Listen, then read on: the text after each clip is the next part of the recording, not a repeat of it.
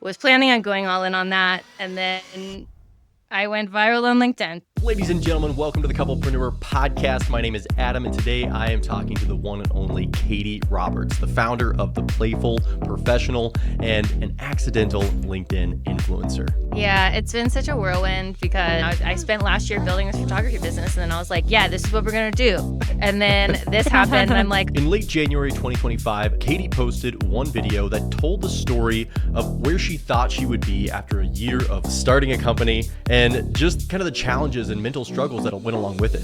And this video was filled with color, with passion, with humor, with joy, and honestly, it just blew up. It took over LinkedIn. It now has, at this time of recording, 1,843 likes and engagements, 150 comments, and 32 reposts, and it is going strong. So here's a quick little sneak peek. A year ago today, I got laid off. But this is not your typical, I got laid off, and now a year later I'm making twice as much money and doing what I love video. Because that's simply not true. Sure, I'm doing what I love sometimes when people pay me for it, but that's still just sometimes right now. And I'm making a teeny tiny fraction of what I was in my salaried position. I used to love those videos back when I had a job. In today's episode, Katy walks us through the journey of how she got to where she is today. I had that very classic experience of you get into your first job and you're like, oh my God, did I just spend the last 4 years learning something that I don't enjoy? I sold everything and got a one-way ticket to southern Chile and just started making my way north, and I traveled South America for a year. She opens up about what it's like to be thrust into the spotlight. How did that virality experience change your trajectory? As I say, 2025 is my year of schmoozing, and I'm trying to meet and connect with and network with as many people as possible so that I can learn. And in this episode, Katy is going to share with us tips and insights on how to make better videos. Videos with more heart, videos with more humanity, with more color, with more playfulness. Cut the pauses. I even layer my sound so that sometimes I'm finishing a sentence and starting a sentence at the same time. And with all of that said, and without further ado, my conversation with the founder of the Playful Professional, Katy Roberts. So the Playful Professional is a headshot and brand photography business based in Salt Lake City.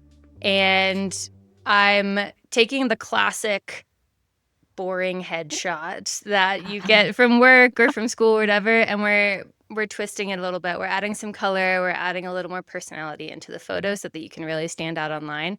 And same goes for brand photography. So the brand photography is what encompasses your entire brand, right? You can use these photos on your website, on your social media, but they really show the full authentic you because people buy from people. So we want to showcase that. But my journey to here is a little windy. I'm one of those weird people who went from video to photo. Usually it's the other way around. But it actually even started not there at all. So let's wind back 10 years, my senior year of college at the University of Georgia in 2015. And I studied, it was called public affairs journalism, but it's basically newspaper journalism. And ironically, I was the last year that they had this major. If I was a year younger, I would have been in multimedia journalism. They merged everything, and I would have actually learned photography and videography. The stuff you're doing now. Exactly. But I was 1 year too old. So I learned how to write, which is still helpful, but it wasn't. I realized quickly in my first job out of college, which was at a newspaper in Arizona, that I hated it. I had that very classic experience of you get into your first job and you're like, oh my God, did I just spend the last 4 years learning something that I don't enjoy? So in order to stay sane in my free time, I started a YouTube channel and tried to become YouTube famous. It was a channel called Can't Stop Katy. It's still up there. I don't recommend you go look at it. It's very cringe. I'm going on as soon as you're done with this. But actually, funny. It's so funny. When I first started dating my partner, he randomly texted me after our second date and was like, "Wait, are you YouTube famous?" And I was "No, he found them. This is so embarrassing."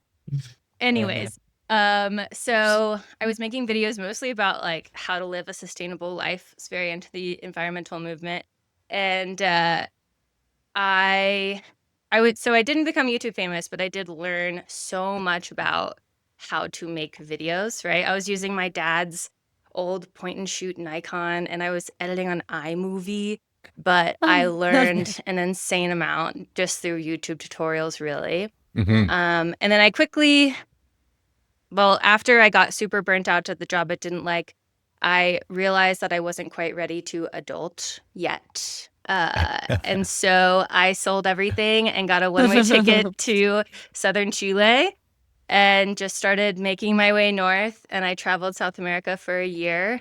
And the whole time I was documenting my journey via video, learning more skills, meeting new people, expanding my horizons, all that good stuff. And then I came back, moved in with my parents in Charleston, South Carolina, and I decided to go all in on video. And so I worked at a restaurant and saved up money to buy gear, and I started actually doing wedding films and small business promotion. And that started gaining traction until I turned 26. And if you live in the United States, you know what happens when you turn 26. You get kicked off your parents' health insurance. And so I was like, ooh, I should probably find a job with benefits. And so that took me to Washington, D.C., where I got a job as a video producer for a nonprofit. And this is where I really learned how to make videos for the internet specifically and how to really stand out online. Just because there I was having to make videos about really complicated topics, but I had to break it down in a way that the everyday Joe Schmo would understand and actually want to pay attention to. So that was a really great experience. And then during that time, pandemic happened. Moved to Salt Lake City because I was working remotely because my partner and I love the mountains. And then I got laid off. And that was last January. And so I spent all of last year trying to figure out what I wanted to do next. And I had gotten into photography during the pandemic because I had some free time. And so I was like, let's switch it up. Let's do something new. And I started this photography business. Was planning on going all in on that. And then I went viral on LinkedIn. Yeah. And that has just changed kind of my idea of what I want to do next. I mean, if I can merge the two. So I'm kind of in this middle ground of experimentation, basically.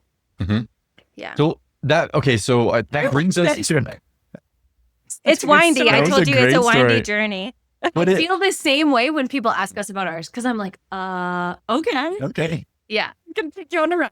Well, I think it was interesting though, because each one does lead into the other. Yeah. And the fact that you spent all that time documenting your journey in travel and, trying to do YouTube ahead of time gave you the necessary skills to land the job, which then fed into what you're doing now. Because when I watch your video content, it does, there's just so much personality to it.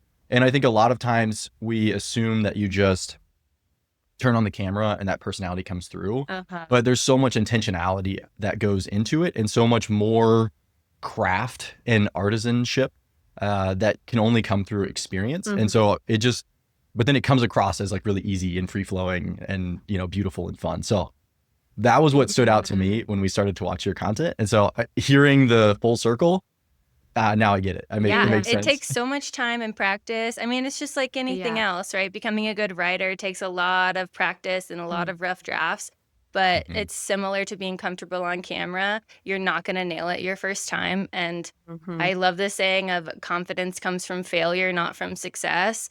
And so you're going to have a lot of flops and that's okay, but you just got to learn from it and keep going. That's so cool. Yeah. And so the video that you went unintendedly went viral on was, if I remember correct, the 1 year anniversary of you starting your entrepreneurial journey.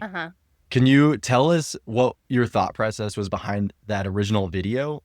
What inspired you to write it or create it?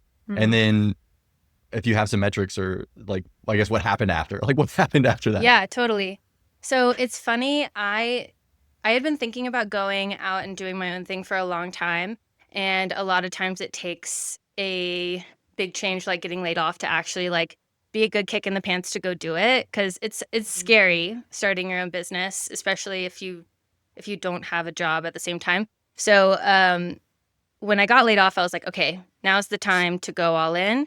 And I had seen all these videos online talking about, or that was like, 1 year later, here's how successful I've been. And I've created this empire.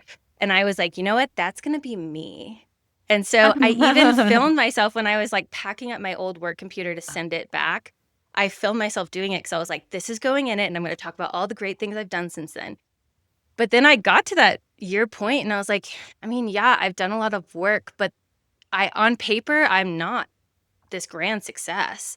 And so this is not going to be the video that I expected. And so I had this idea came to me at literally at 2 a.m. I was like laying in bed, just my wheels spinning, which is it's the time that unfortunately my best ideas come is at 2 a.m. But I always, no matter when, if I'm in the shower, no matter where I am, if I have an idea, I have to write it down immediately, even if it's just like a couple lines, you know, because you don't want to lose it. And then it helps you not fixate on it either. So I wrote it down in my notes app at like 2 a.m. and then I was able to go to sleep, thank God.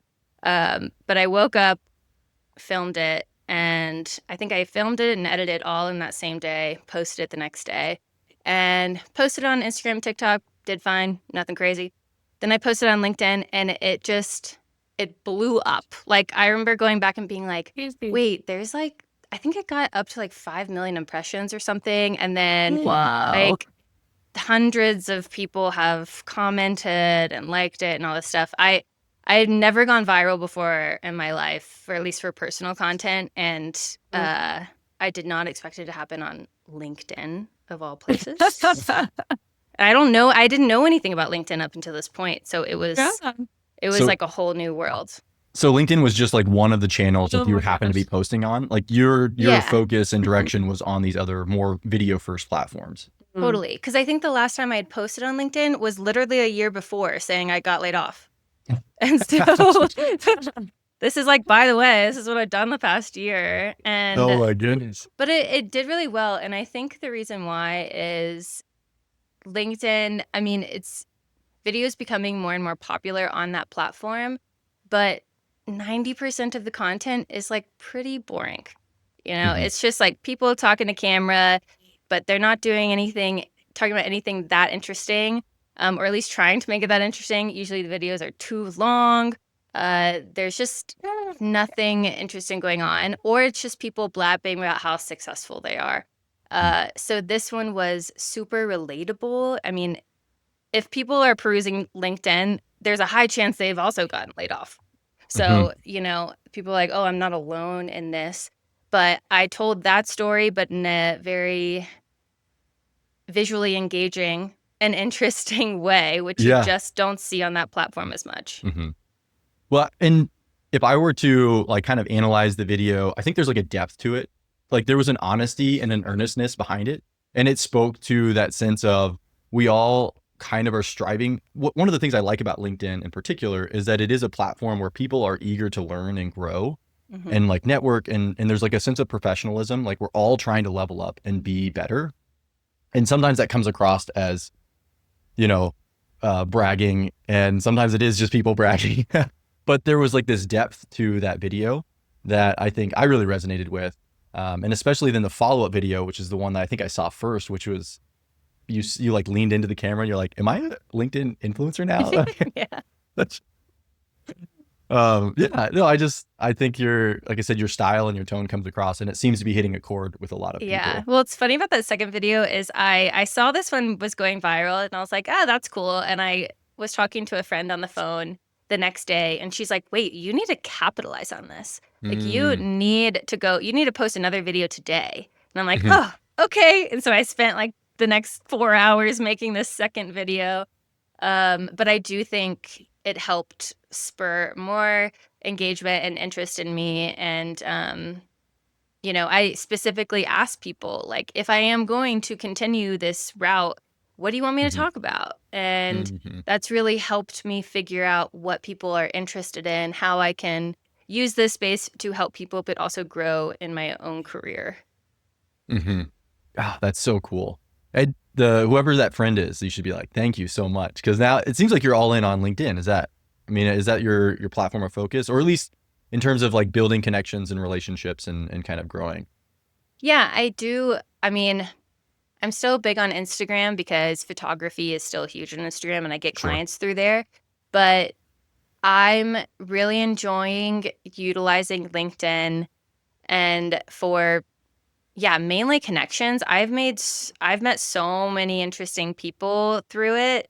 And a lot of people coming to me asking about my video skills, whether it be like for me to edit their content or for um, to talk about like video coaching, things like that. I mean, that's how I met you guys. Like, Yeah, that's right. obviously. Like, do you want to talk about how you slid into my DMs? It was so fun. I slid in. How about like we like smashed open the door of the DMs? Like that was our. So okay, yeah, that was an interesting story because on LinkedIn, well, really anywhere, the key is to try and stand out. Just because we do get so much noise, and one of the best ways to stand out is to be authentic. So I had seen your video and I was like, this girl's amazing. This woman's amazing. We should be friends. And I was like, huh, we should be friends. And so what Maggie and I did is we just sat down, one take, terrible lighting, I think the blown out in the background, but just like held up the phone and was like, Yeah. Katy, Yeah. we should be friends. And then it was like, here's 3 reasons in true LinkedIn fashion. Here's 3 reasons Here's why the we top should be 3 friends. reasons. It was so funny after we took that video. We go, should we record that? And Yeah. we're like, no, Like, now I'm sending it. it's fine. Yeah. It was And then perfect. just sent you the video. Mhm. It was so funny. I had gotten a lot in the first, like the aftermath of the virality, I got so many messages and most of them were very nice, but very general. And then I just get one from you guys. That's like a link to a YouTube video named, "Hey, Katy, let's be friends," or "Hey, Katy, you're cool. Let's be friends." And I was like, what is this? And obviously I'm going to click on it. Yeah. And then it was just like this charming couple with their adorable baby talking about how cool I am. So I'm like, Mhm. obviously, let's hang Okay. out. Yeah. Oh, it's so fun. It's And very that's fun. the beauty of Yeah. the internet. No, I don't always want to like wax philosophical, but I just love this day and age that we live in, that we can connect and build these relationships, and the technology that exists to facilitate that, and like just the opportunity that we have to Yeah. I'm so grateful. I think what's fascinating about LinkedIn in particular, because kind of like you, I really wasn't on it very much. I mean, I wasn't on the platform. But then once we got on it for one of our other businesses, I was like, man, this is actually kind of cool. It started to click with me how many opportunities it opens up. Whereas I think it's different opportunities on different platforms. But I think that for the most part, I think people are really just, let's see what your strengths are. Let's see what my strengths are. And let's see how we can help each other. Yeah. And I really think that's the vibe of the whole thing. Yeah, Whoa, the Ava's beauty of eating this one. LinkedIn is that it's very intentional. So you get on Instagram or TikTok, there's kind of anything and everything on there. And Right. but LinkedIn, it's like, no, people are on here to grow professionally. Mhm. And so if you're making connections, it's for very specific purposes. It might just be to learn from each other and to connect, but it might also be to do business with one another, and one might follow the other or not, But it's you're not just having conversations for the sake of it. Like there's always an intention behind it, which I like. Yeah, I love do it. too. So speaking of kind of like getting better and like growing our professional, chops and doing cool and interesting things, I did have a question, which is how did that virality experience changed like professionally, like your trajectory? Obviously, like we talked about, like focusing more on LinkedIn. You mentioned people maybe interested in you editing their videos or coaching. And I remember you had said that an opportunity kind of was coming up to possibly like step into a role as a video coach. Just like what doors have opened, and where are you thinking about like your future in video? Yeah, it's been such a whirlwind because, yeah, as I was saying, I spent last year building this photography business, and then I was like, yeah, this is what we're going to do. And then this happened, and I'm like, oh, okay, I guess I can't like just let this video skill die. Like I need to utilize it in some way. And so through these connections, what I'm doing now is as I say, 2025 is my year of schmoozing. And I'm trying to meet and connect with and network with as many people as possible so that I can learn what people's pain points are, because if I'm going to go this either coaching or teaching route, I need to know exactly what people are struggling with and how I can help them. Or if I just want to do straight service industry, like, let me help take some time and energy off your plate by editing your videos. So I've had conversations with multiple people about these different things. One being, I met with Lewis Butterfield, the famous Lewis Butterfield of LinkedIn videos. I actually didn't even know he was like that big of a deal when I met with him. But he's creating this kind of YouTube masterclass of like how to market yourself on LinkedIn. And he's bringing in all these different experts in various fields for like copywriting and social strategy and all that. And then he's bringing in me to be the video coach to help people make their videos better. So that'll be really cool. And I think that'll give me a lot of insight into whether that's something I want to pursue further or not. Yeah.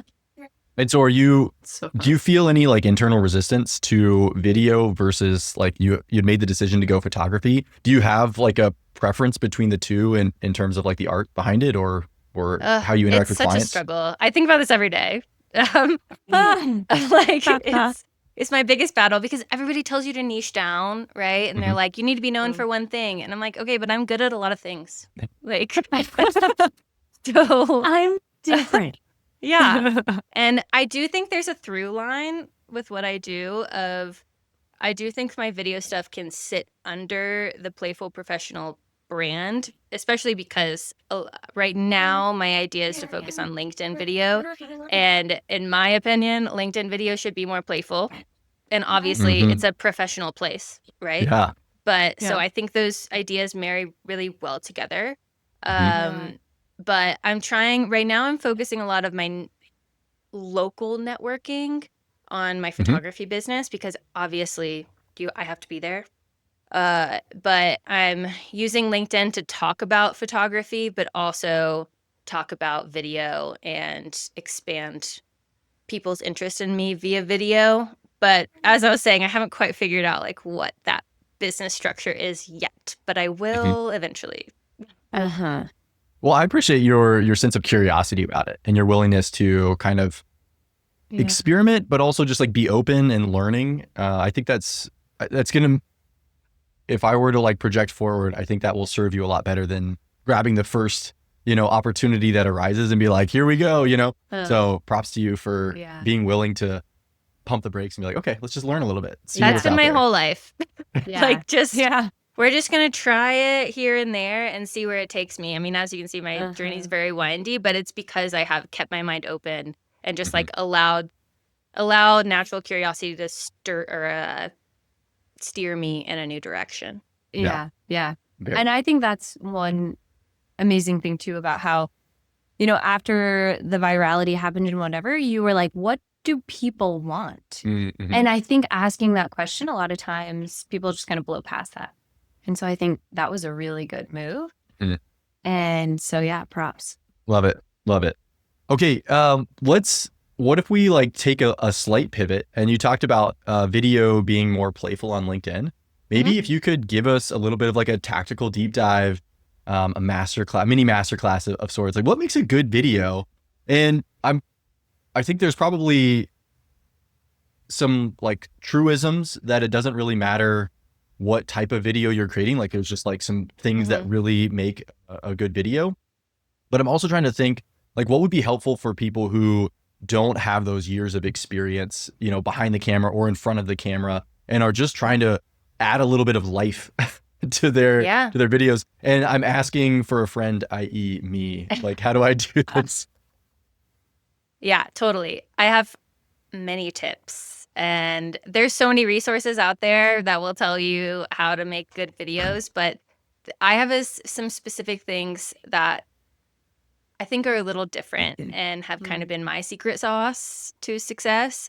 So the first one, and I think most important one is, as we've talked about, like make it fun and be playful. Like if you are boring yourself when you're making this video, like obviously your audience is going to be bored.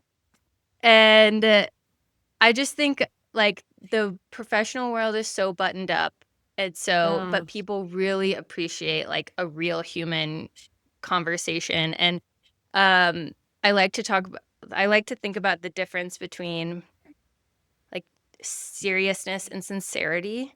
Like you don't have to be serious all the time, but you do have to be sincere. You have to really be thinking about, you have to, let me think how to say this. You have to make sure you're doing your best to serve your audience and you're giving them value, but you don't have to do it in a serious way. Like say you don't have to be serious all the time to be taken seriously, right? I love that. Yeah. And so add a little playfulness, add a little fun. That's my main tip there. Number 2 is I like to think of what's your signature style, right? Like what's something that you can add to your videos, whether it's a visual element, a spoken hook kind of thing, just the way you tell a story that's gonna bring people back and make people say, "Oh, that's Katy." Like that's the Couplepreneurs. The second your video starts, right? Yeah. Like you are creating your brand. Your branded style. Like think of Wes Anderson. Like a Wes Anderson movie, right? So for me, my signature style is color. Like I love having a lot of color in my videos. I'm almost always wearing bright colors. A lot of times I have the beanie on.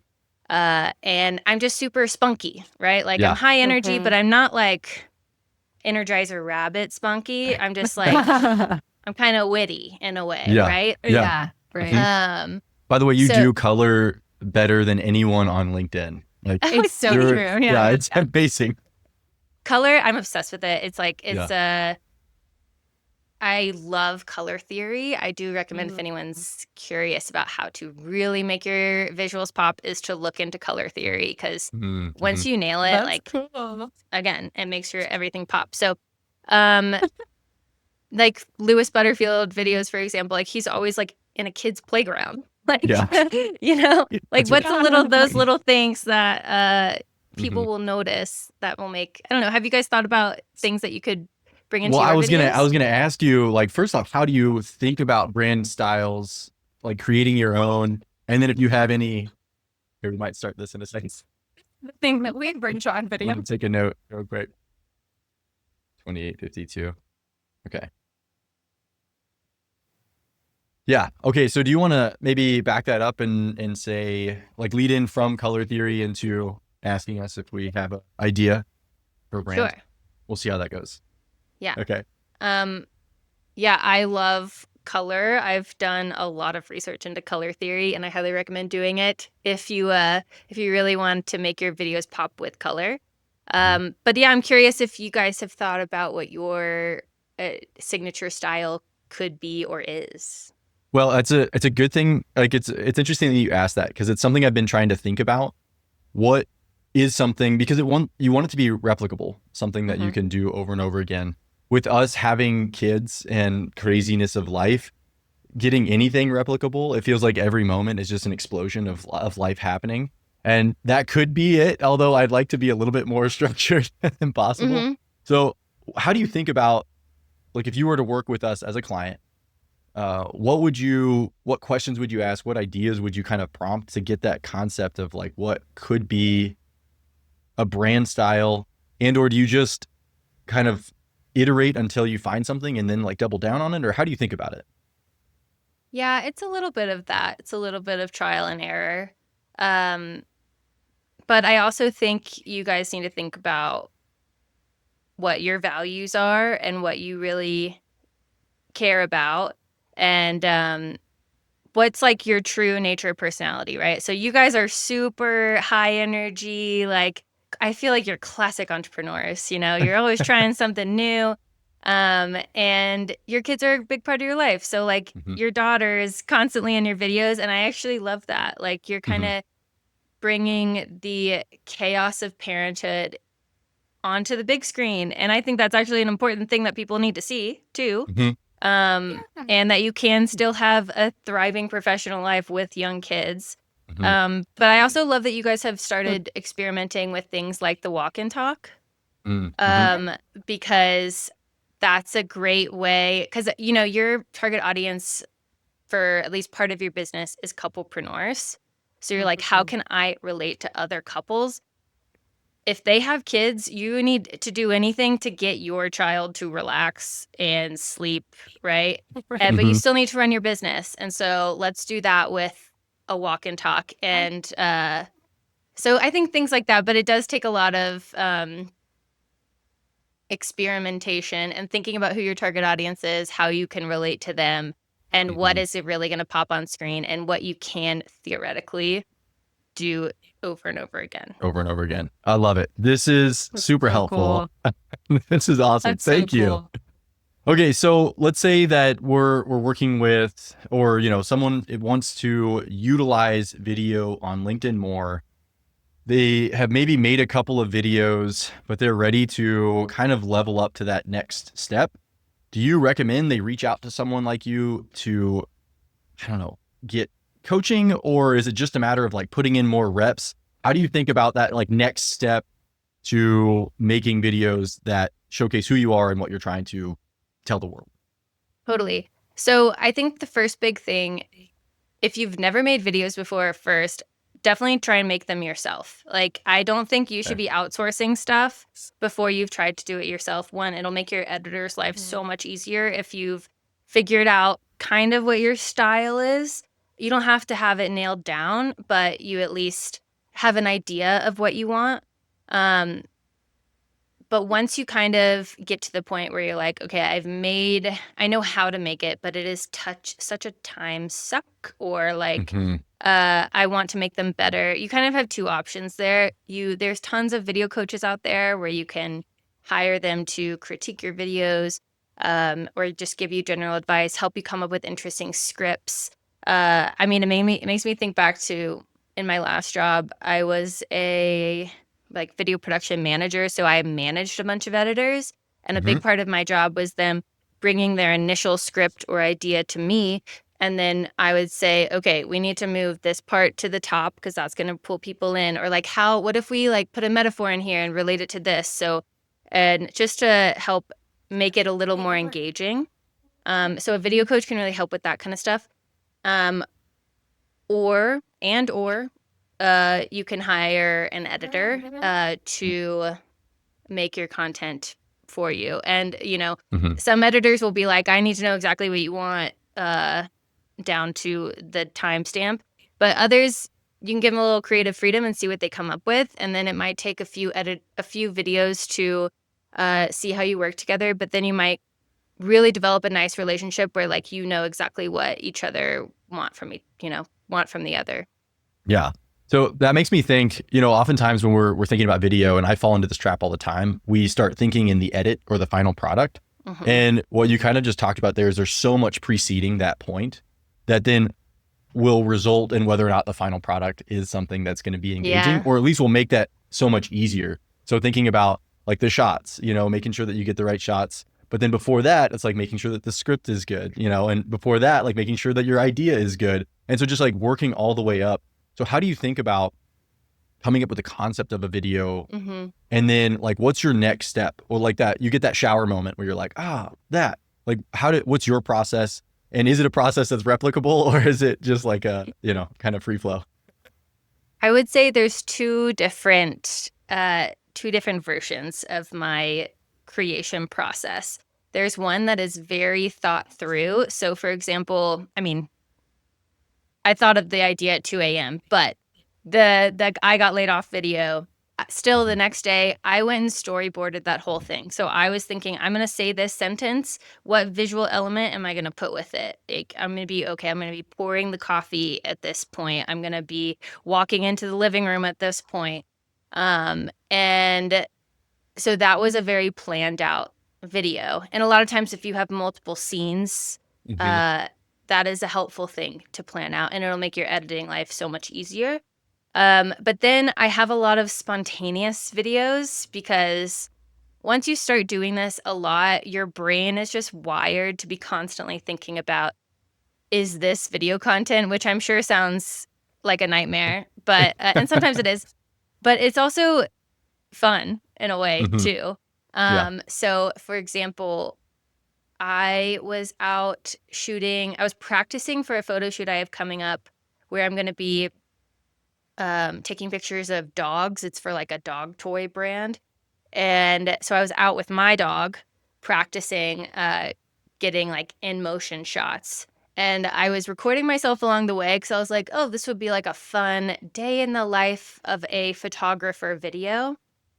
But then halfway through this practice round, I realized, man, this is really hard and I don't know what I'm doing. Like, I need help.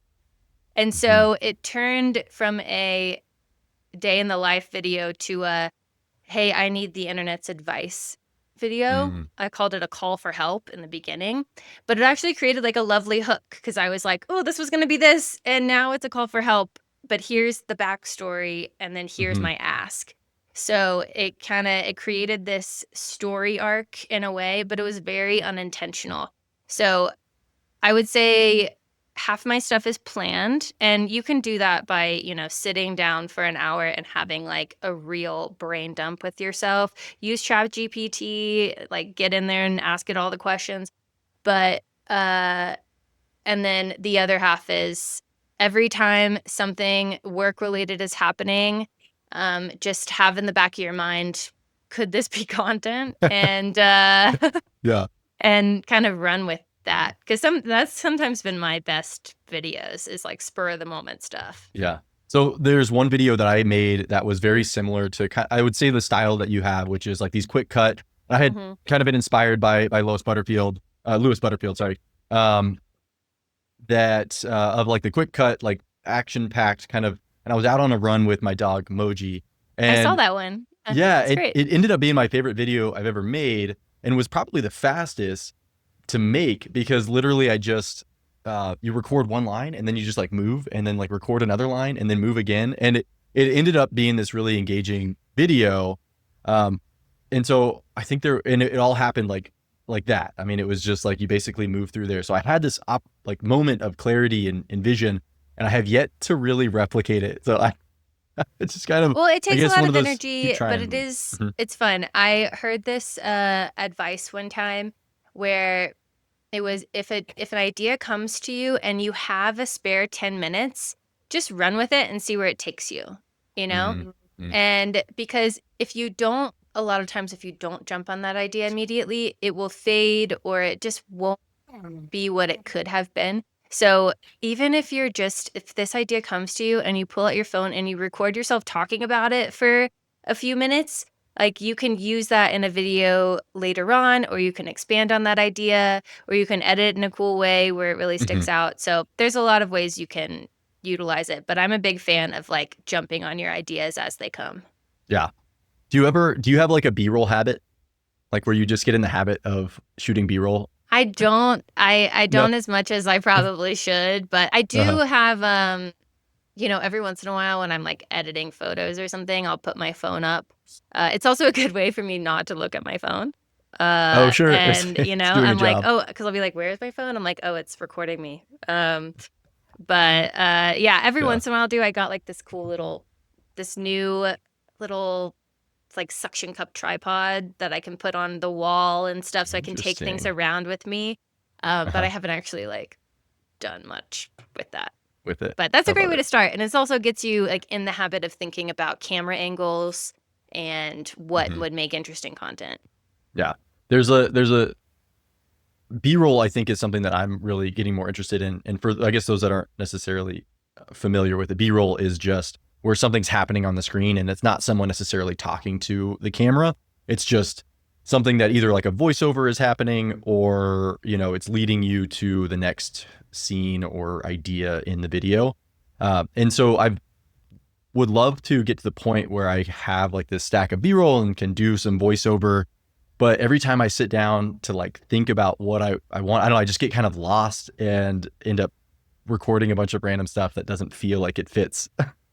Well, So Yeah. maybe you do a B-roll challenge and you're like, for this week of my life, I'm just going to record random scenes from my life. And then maybe I'll use them, maybe I won't, but at least I'll have it. See, and I think that's what I need is just that, like, let's put a frame around this. And it's like, here's what I have to do every day. I'm going to shoot like 3 scenes of B-roll. Like, that's it. Mhm. Doesn't have to be good. It doesn't have to be used. It just has to be shot, you know? Yeah. And then from there, who knows what you can do with it. But you have it. mentioned, yeah, exactly. You had mentioned ChatGPT as a resource for like video ideation. How do you think about ChatGPT scripts? Like, what's your experience? Are they good? Are they bad? Are they terrible? Like, what do you think? So I haven't become a master ChatGPT prompter yet. Like, so that's probably why the scripts I've gotten out there are terrible.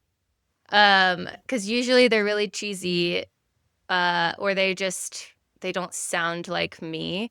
But I have used it before as a starting place, right? To get like a script structure in a way, or I'll take little nuggets from it. I'll be like, oh, I really like that line right there. Let me take that and put it into my script. But it's never a final product, that's for sure. It's not, hey, write me a script about this, and then you go read it. Right. It's the same with captions. Well. Like, I use it a lot for captions, but I always edit. That's so cool. Okay. Well, as we're kind of like wrapping up this conversation here, I'm curious if you would have just some kind of closing takeaway thoughts for, let's call them out, like, as business owners that want to use video on LinkedIn to kind of further their video or their business goals. Like, what would you say to them, maybe either to get them over the hump or to make things better? Like, where would you kind of come in and say, like, here you go? Yeah, I would say the main thing, if they're not doing it at all, is to start. As you say, confidence comes from experience, or confidence comes from failure, not from successes. So you're going to have some flops, and you have to be okay with that.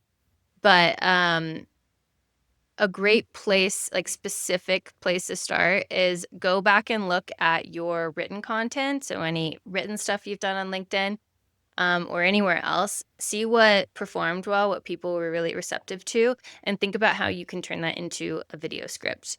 And think, kind of even honestly plug that into ChatGPT and say, turn this into a video script, and then see what that spits out at you and turn that into your own voice. And then I like to think of, okay, what can I visually put with each line? Like, split it up by line and be like, okay, this is gonna be me on camera. This next one's gonna be me at my computer. This next one's like, it doesn't always have to be like, you can actually just be you the whole time, but I like to zoom in. I like to zoom out. I like to have things pop up on screen. So how can you make that visually engaging? But to start with something that you basically already have written, I think would be a great place to start. And then give yourself a goal of maybe once a week you're making a video. It doesn't have to be every day. It doesn't have to be 3 times a week. It just once a week. Yeah. Just that alone will probably like break the dam and get you through that whole. Totally. And then the biggest thing from editing wise, because this is my biggest pet peeve, and what sets apart like decent videos from really bad ones, is first of all, make it shorter than you think you should. And second is cut out the unnecessary pauses. Like, it's so, I don't know, have you heard of the millennial pause? Well, you had put that in some, notes as we were kind of like talking back and forth about this. And I was curious, what is this millennial pause? Millennial pause. So as a millennial, I'm a little offended by it, but I'm pretty sure it was like coined by some Gen Z TikTokers or something. But it's that pause from when your video starts to when you start speaking. So people will be like, they'll turn the camera on, they'll like sit for a second, and then they'll start talking. It's so awkward and weird. Like, cut that out. You want to start talking, either something's happening on screen or you're start talking immediately. And then like between little clips or between sentences, if you're doing multiple video takes, cut the pauses. That's like the biggest editing tip I can give you. I even like layer my sound so that sometimes I'm like finishing a sentence and starting a sentence at the same time, so that it's like this quick continuous thing. Okay, now that you say that, as I'm going back and listening, re-listening to some of your videos, I see what you're talking about, because it does just kind of flow one to the other, like scene to scene, just makes it feel very engaging. Like you're just along for this ride of, watching Katy learn something or do something or create something. I don't want to give you any opportunity to think I should not be watching this right now. I need to go do something else. I'm keeping you engaged through the whole thing, and that Yeah. means we are not pausing. Oh my gosh. Very good. Very good. Well, and the last question I have, Katy, is, well, other than thank you so much for taking the time to like sit down and have this conversation with us. Means the world. Like I said, I've been a big fan of your work ever since we reached out and gave you the 3 reasons why we should be friends. But my last question is like, where are you headed? Like, what are you excited for kind of going forward? You mentioned that this is your year of schmoozing and kind of learning, but I don't know, just like, I would love to know, like, what are you excited about? Like, where does your future lie? Oh, I'm excited about so many things. I've been in Salt Lake City for a year and a half now, so I'm still vaguely fresh to the area. But since starting this photography business, it's been so fun to really ingrain myself in the community. And I've always, for at least for the past 5, 6 years, I've always had a remote job where I'm working with people all over the world, which is very cool, but it does kind of separate you from your local community a lot of times. So I'm really excited to invest in that and meet local business owners and help them with their businesses via photography or even video content. So I'm excited to do that. And then also to see where this LinkedIn journey takes me. I feel like I'm starting to get the best of both worlds, where I'm like, yes, I have this local community that I'm nourishing, but then I'm also meeting people from all over. Like I had a call with a guy in London yesterday. So it's like people I'm able to do business or at least connect with people all over the world, but at the same time still work locally. So I'm excited to see how that develops, and hopefully I don't spread myself too thin, but we're Sure. taking it day by day. Very cool. All right. Well, that's amazing. Thank you so much, Katy, like I said, for sitting down. And we lost Maggie halfway through the conversation. She had to take the That's little cool. one in. But yeah, this is really cool. I really appreciate it. And thanks for showing up as your authentic self in these videos, because it is inspiring. People are resonating with it. So all I can say is like, please don't stop.